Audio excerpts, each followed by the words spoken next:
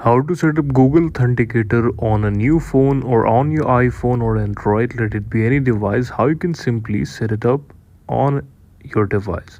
For this, you just need to install the Google Authenticator application from the App Store or the Google Play Store and then simply open it just like I'm opening it here on my device. Click on Authenticator here, get started, and just choose your Google account. For that, you have the Google Authenticator account or you want to create, and then you simply have to log in.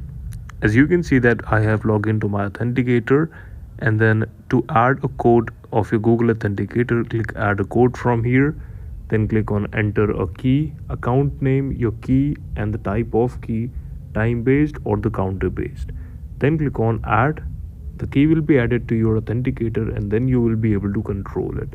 This is how you can do it. Thank you so much for watching this.